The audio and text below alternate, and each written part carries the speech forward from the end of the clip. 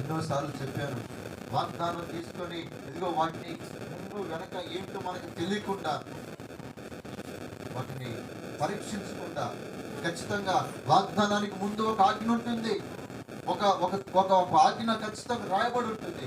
ఆ ఆజ్ఞను కనుక స్థిరముగా కలిగి ఆ ఆజ్ఞ ప్రకారంగా నడుచుకోగలిగితే ఆ వాగ్దానం మన జీవితంలో నెరవేర్చగలదు. రాత్రి నీకు ఇచ్చిన వాగ్దానం, నీ సంతతిని విస్తరింపచేస్తాను అని అబ్రహాముకి దేవుడు వాగ్దానం ఇచ్చాడు.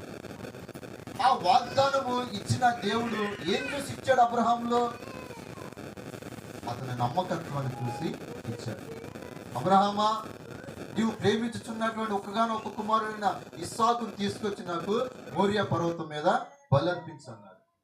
అబ్రహాం ఏమి ఆలోచించినా, ఇదిగో నా దేవుడు నమ్మకమైన వాడు అని ఆయన యందు విశ్వాసం ఉంచి ఒక స్థిరమైన మనసు కలిగిన వాడే తీసుకెళ్లి బలర్పించడానికి వెళ్ళాడు.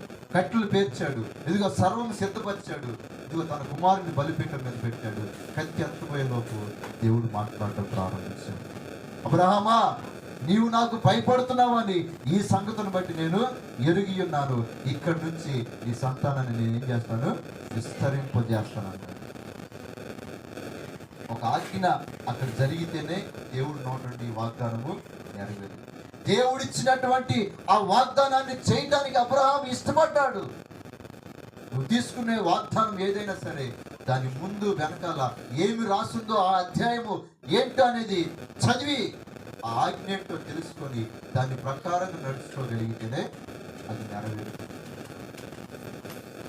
కాబట్టి ఈరోజు మనం తీసుకోవాల్సిన ఒక తీర్మానం ఏంటంటే, అయ్యా, నాలో స్థిరమైన మనసు నాకు నూతనంగా మరలా పెట్టింది. ఇప్పటి వరకు నా మనసు స్థిరంగా లేదు. ఇప్పటి వరకు నా మనసు ఇదిగో లోక సంబంధమైన వాటి వైపునే తిరుగుతూ ఉన్నది. నా మనసుకు ఇదిగో ప్రేమలు లేకుండా ఉన్నది. ఇప్పటి వరకు నా మనసు ఇప్పటి వరకు ద్వేషిస్తూనే ఉన్నది. నా మనసు ఇప్పటి వరకు బూతులు మాట్లాడుతూనే ఉన్నది.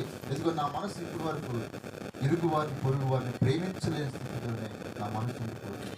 అలాంటి మనసు నాకు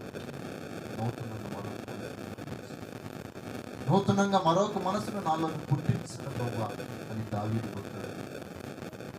ఈరోజు మనం కూడా తీసుకోవాల్సిన తీర్మానం, మీ తీర్మానం మీదే.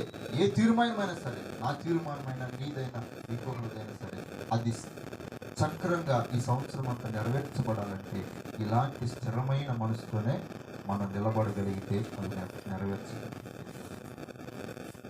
ఇది మొదటి విషయం. రెండో సంగతిని మనం చూద్దాం.